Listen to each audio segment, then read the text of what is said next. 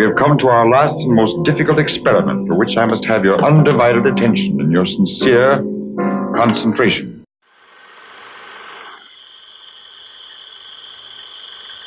Welcome to today's show. My name is John. As always, you can subscribe to the show on iTunes or follow the links to social media in the podcast show notes. So please subscribe when you're finished listening. You can also go to snarkymoviereviews.com to read notes, bios, and other random movie thoughts. Thank goodness it's finally November and I can get to doing some film noir reviews. A little bit of Noirvember. This film noir is rated 7.2 by IMDb.com and 80% by Rotten Tomatoes. This film was directed by Otto Preminger. I really liked it, as Dana Andrews was great as a tough guy. Linda Darnell is beautiful and elusive. The supporting players, Charles Bickford, John Carradine, Percy Kilbride, Anne Revere, Alice Faye, and to a lesser degree even Bruce Cabot were all great at weaving this whodunit. The critics of this era seem to be looking for another Laura 1944. But how often can director Otto Preminger or any director pull off one of those? Bosley Carruthers of the New York Times thought the acting and the story was below par. Today's movie is Fallen Angel 1945.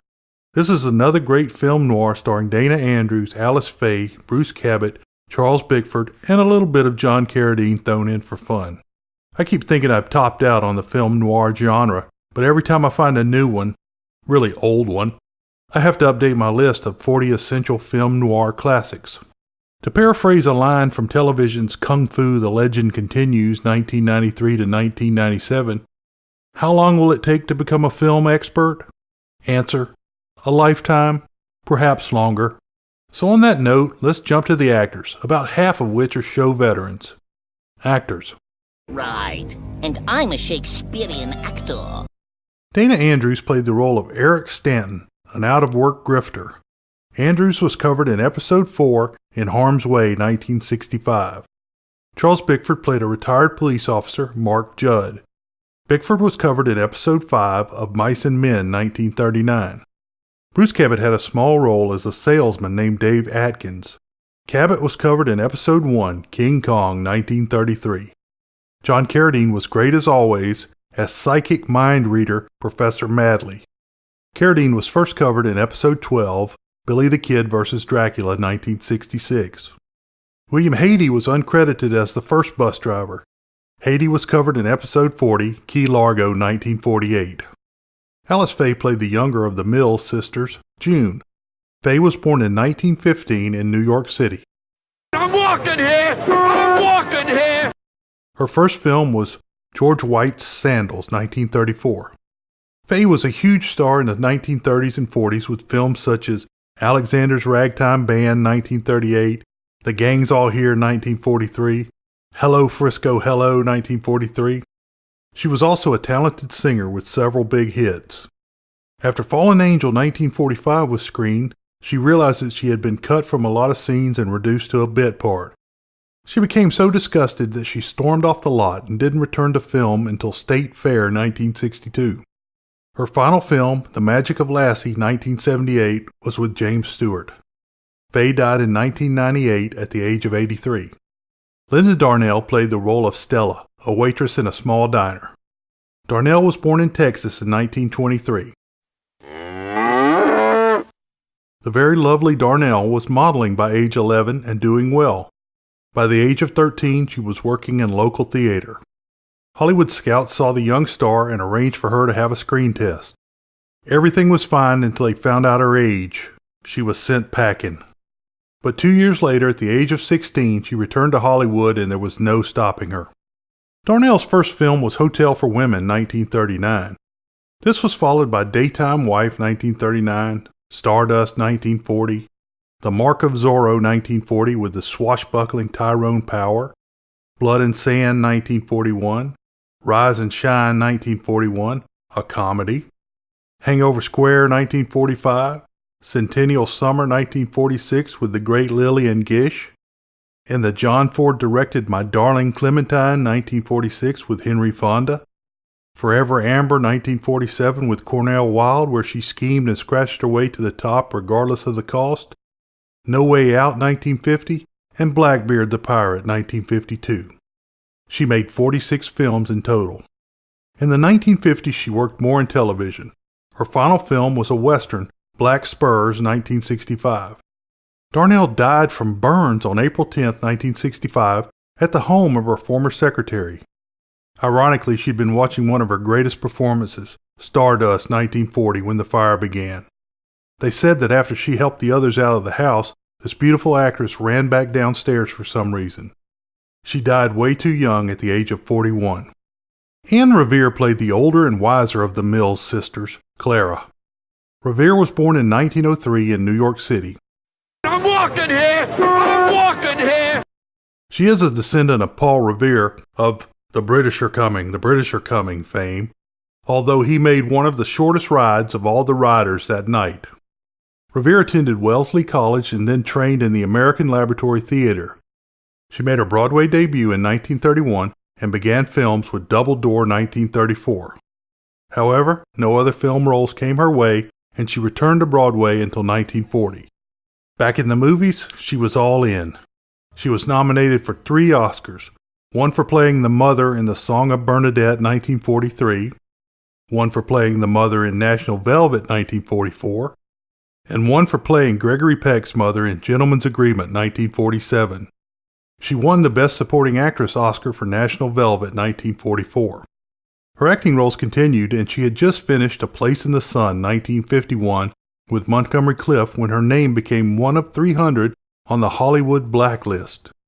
When called before the House Un-American Activities Committee, she stood on her constitutional guaranteed Fifth Amendment. She was pushed out of film work for almost 20 years. She and her husband relocated to New York, where they both worked in theater. She did so well she won a Tony for the 1960-61 season. By the mid-1960s, television roles began to be offered. She even returned to a few movies in the 1970s. Revere died in 1990 at the age of 87. Percy Kilbride played the owner of the diner, Pop. Don't play cards with a guy named Doc, don't eat in a place called Pop's, and never sleep with anyone that has more trouble than you do. Percy made a couple of early films, but began working steadily after Keeper of the Flame 1943. He had a total of 33 films. In The Egg and I 1947, he first played Paul Kettle along with Marjorie Main as Ma Kettle. The Egg and I 1947 was being shown in Brute Force 1947 in the prison auditorium. Percy made 7 more Ma and Paul Kettle movies, while Main did better, making 9 more as Ma. Hal Teleferio was uncredited as Officer Gus Johnson. Teleferio was a silent Western actor from roughly 1915 to the late 1930s. When this career ended, he changed his name and started again as a bit player. After a career of this, he retired in the 1950s and died in 1980. Story. Let me explain. No, there is too much. Let me sum up. The movie begins with Eric Stanton, Dana Andrews, being thrown off a Greyhound bus because he can't afford the fare of $2.25 to take him the 150 miles to San Francisco. When the driver puts his hands on Stanton, the actor gives the famous hands-off look. Stanton walks into the town of Walton, California, where he finds a joint named Pop's that's still open. Inside Pop's place is Officer Gus Johnson, Hal Teleferio, a retired police officer, Mark Judd, Charles Bickford, drinking coffee, the owner, Pop, Percy Kilbride, and jukebox salesman Dave Atkins, Bruce Cabot. The cop is concerned that the woman named Stella has been missing for 72 hours. Mark Judd says Stella is not the suicide type and to wait until morning. Dave says the jukebox sales are down, and Pop says no one plays it when Stella is not working. When Stanton asks for coffee, Pop says they are closed. Stanton never misses a beat and orders a hamburger as well. A cup of coffee, please. It's after 10. We're closed up. And a hamburger, well done, with onions, mustard, relish. What else you want on that hamburger? The whole state of California? What's the population? I'll fix you something. Mark gives Stanton the stink eye, and Stanton offers him a cigarette. About this time, Stella, Linda Darnell, walks through the door. She is well dressed but looks completely worn out. Mark says he knew she would be back. She is snotty to him. Pop gives Stella Stanton's food and coffee. She's snotty to Pop, too. Stanton, who is almost out of cash, heads to the hotel and sees a sign that Professor Madley, John Carradine, is performing a spirit show in a couple of days. Stanton bluffs the hotel clerk and gets into Madley's assistant's room. Stanton knows that an advanced man always comes to town for a spirit show to gather information. Stanton is asleep on the bed when Joe Ellis, Olin Howland, returns. At first, he tries to throw Stanton out, even though Stanton says he is an old friend of Professor Madley. When Ellis tries to get money out of Stanton, he knows he has fallen in with the right group of frauds. Drink? My favorite brand. Ought to be. I got it out of your bureau drawer. Huh. Help yourself to everything in here, as long as you're a friend of the professor's. From my cradle days. Then you'll do the professor a favor. Lend Leasing $30. $30? Do him half a favor, 15. What's so funny? Tell me. I'd like to laugh, too. I came up to put the bite on you. Ellis tells Stanton that Miss Mills, the daughter of the former mayor, is keeping the people from buying tickets. In the morning, Ellis and Stanton go to visit the Mills sisters. The older sister is Clara Mills, Anne Revere, and is played as very stuffy, while the younger sister, June Mills, Alice Faye, is more adventurous and full of life. Clara gives Stanton and his partner the boot. June likes what she sees and later talks Clara into going to the show. Stanton goes back to Pop's, and the gang is all there, including Pop, Stella, and Mark. Stanton uses all of his marketing talents to push tickets to the spirit show. Ellis comes in with Professor Madley, and he joins the team. Ellis goes to dig up information on the dead mayor, the father of the Mills sisters. Mark is still giving the stink eye to Stanton. Stanton watches Stella change tickets and rip off Pop. She rejects a free ticket and says she does not go anywhere alone. Stella tells Stanton that Mark is a retired New York detective. That night at the spook show, a large crowd turns up, including Stella and Pop, Claire and June Mills, and retired detective Mark. The professor ends his show reporting that Clara has lost most of her money to a shyster. We have come to our last and most difficult experiment, for which I must have your undivided attention and your sincere concentration. I feel a strange vibration coming over me. The vibration of a spirit who has remained troubled, who has found no peace or contentment since he departed. Abraham Mills. The two sisters are shamed by this information and rush out. Stella is intrigued by the act, so she and Stanton go out to a dance joint. He shines her up about where she should be in life. Stanton and Stella, as two down-and-out users, really like each other. Stanton tells that he is an out-of-work publicity man from New York. Stella is looking for a man to take care of her. Specifically, a man with money. Their date ends poorly. Even though Professor Madley offers Stanton a job, he decides to stay in town. Good morning. Get in. I'm not going. Not going? What's wrong? Nothing. You go ahead. I'll meet you. But Eric, we need you for the advanced publicity. San Francisco's a tough town on spooks. Come on, hit him like the earthquake. When I feel like it. I made it clear to you when I took this job, you can't tie me down. Cramp's my style. I always work best when a certain feeling comes over me, and right now I haven't got it. Genius. Eric, my boy, you're an artist. You have my sympathy. And a bus ticket on the firm. Never mind that. Well, you'll always find your favorite brand in my bureau drawer. Stanton waits for Stella to open Pop's. She is cold and aloof. When Pop's comes in, Stanton leaves. The salesman, Dave Atkins, drops Stella off at her apartment and says that he is done with her and won't see her anymore. Stanton is hiding in the shadows. Creeper. He proposes to her, and she says she needs a home and money. I'll marry you, Stella, if that's what you want. You? You don't kid me. I'm not kidding. Last night I didn't know you. What made you tick? I know you now. Stanton says he can get the money. He says the deal is she'll wait for him, e.g., don't date anyone else until he gets the money. She says, maybe. Stanton goes to the local church where June is practicing playing the pipe organ. She is mad at him for the shame he brought on her family. He sweet-talks her and she falls for it. He invites her out for dinner, a movie, and dancing. Stella is out on the dance floor with Dave. Stanton tells Stella he'll meet her afterwards. Stanton goes to Pop's in the morning and Stella is late. Stanton had waited until 3 a.m. and she never came home. She has acquired a new watch. You get this last night? Wait till we're married and then ask me.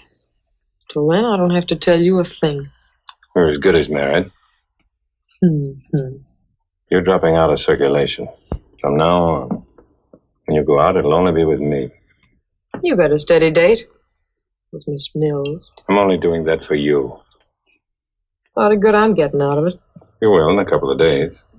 Okay, couple of days, but that don't mean forever. Mark shows up as well. Stanton meets the Mills sisters and goes shopping with them. Clara is hating on him. Clara reveals that there is more money stashed in San Francisco. Stanton continues to date June. June is falling hard for Stanton's smooth talk. After one date with June, Stanton goes to Stella's apartment. He says he can't go through with the plan, but Stella says she is sticking to the deal. If he's got no money, he's got no chance. The next morning, June calls Stanton and invites him to go to a concert in San Francisco with her and her sister. The sisters have to do some banking business with their safety deposit box. Stanton says he needs one too, but none are available. Stanton tricks June into going to get a marriage blood test. Claire waits in front of the concert venue, but there is no concert. Stanton and June come back married. Stanton pulls out a letter and gets Claire to put it in her safety deposit box. Back in Walton, Claire gives the family home to June and her new husband. June goes up to bed, and Stanton runs out to see Stella.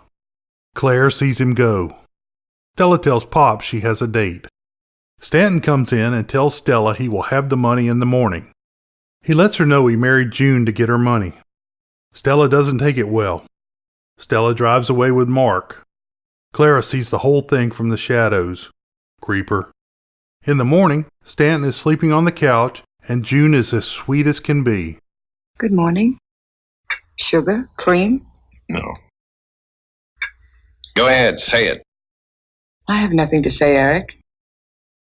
I'm waiting for you. Well, I'm sorry. Maybe I shouldn't have stayed out that late. All of a sudden, there I was, a married man. I had to go out for a drink. By the time I got back in, you were asleep. Why did you go to see that girl in the diner? What girl? Clara saw you. You mean she went out after me? Yes, she told me this morning. Clara has told June all of the details of the night before. June tells Stanton that Stella has been murdered and Mark the detective is waiting to talk to him. Clara lies to cover Stanton. Stanton goes along with Mark on the investigation. Mark says he saw Stanton and knew he was not at home on his wedding night. The two men go to Stella's apartment and the body is being loaded into an ambulance.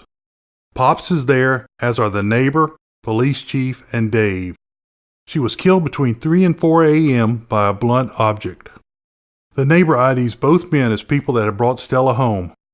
Mark sends the neighbor away and Pop stays for a while. The neighbor found Stella's watch on the stairs. Mark takes Dave into the kitchen for interrogation. Mark puts on gloves and brutally beats the crap out of Dave while questioning him. I don't believe you know how I work, Mr. Atkins. With kid gloves? Certainly. I don't like to mess up any case I'm on. You gave her the watch, didn't you? No. You did. No. You gave it to her. You gave her the watch, didn't you? No. You did. You gave it to her. No. The police chief comes back and verifies Dave's alibi. Mark starts grilling Stanton about the murder. No violence. Mark does mention Claire as a possible murderer. Later that day, June and Stanton leave for their honeymoon in San Francisco. Honeymoon originally referred to the time of year when bees collect honey. Later it came to mean the first month of marriage is the sweetest, and love wanes like the phases of the moon. Stanton wants to run, but June says she wants to give him the money. Stanton decides that they have to hitchhike to San Francisco. They check into a dumpy hotel. Stanton is acting like a fugitive. June is cool. Stanton storms out of the hotel bar and then to a drugstore for a toothbrush and a novel for June. After a small fight, she tells him that she loves him. Well, I don't care what you do with it. Burn it up, tear it up, do anything you want with it. Take it easy. Unlimited for your sake. If you had any consideration at all, you wouldn't even mention the money. Okay. But anytime you want to, you can always pull out. Remember that. They'll fix you up with a divorce just for the asking. Just tell them how I lied to you. That I only married you for your money. I'm wanted for murder. You didn't murder that girl. Maybe I did. You didn't even ask me. I didn't have to. I knew you didn't. What do you know about All I know is that I love you. I love you, Eric. I love you. For the first time, he feels something for her as well. They get to know each other. The next day, June heads to the bank while Stanton gets a shoe shine. You can barely see him, but the shoe shine guy is Matthew Stymie Beard from the Our Gang movies. Across the street, June is picked up by detectives. She is taken back to Walton and grilled about Stanton's location. Mark says she is an accessory after the fact. She stands strong and defends her man. They bring in Clara and Stanton's envelope from the safety deposit box. The pages are all blank. June still stands by her man. Mark is sitting with Pops in the restaurant when Stanton walks in and orders coffee. Stanton sits next to Mark. Stanton talks about the beating of Dave. He has called New York and found out that Mark was let go from the police because of his violence. Stanton says the arrest of June tipped him off about Stella's watch, and it was Mark who was the murderer. Stanton says the police are waiting outside. Enjoy San Francisco? Sure. How come you didn't go after me? I didn't have to. Not since I called a friend of mine in the DA's office in New York. He assured me you were in perfect health when you left there. They only retired you from the force because you ruined another man's health. Almost killed him. You know, you made your fatal mistake, Judd, when you had June arrested up in San Francisco. Well, you scared me at first, all right. But then I stopped. And I began to think. And I started a little routine investigation of my own. The result is the Walton police will get a wire from San Francisco. They'll know who bought that watch by tomorrow morning. That is, unless you admit it tonight. Shall we go? Well, I came in a police car. They're waiting outside. I thought it would be more convenient. Mark pulls a gun. He confesses that he spied on Stella when she was on other dates. Creeper. Mark says that when Stella told him she was marrying Dave, he hit and killed her. Pops goes crazy, grabbing the gun and tries to shoot Mark. Stanton fights to stop the murder, and when a shot is fired, the police come running in. They take the murderer Mark away. Stanton comforts Pops and then goes outside where June is waiting for him. They happily head to their home. Notes. All through the movie, people keep playing Slowly by Dick Haymes on the jukebox for Stella. World famous short summary. Man walks a tightrope between two women and almost gets hung on it. I hope you enjoyed today's show. You can find connections to social media and email on my site at snarkymoviereviews.com. There are links in the podcast show notes as well. Remember, the show is completely free and independent. All that I ask is that you jump over to Apple Podcast and give me a review. It really helps the show get found. Also, come to my site for more Norvember links. Beware the Moors.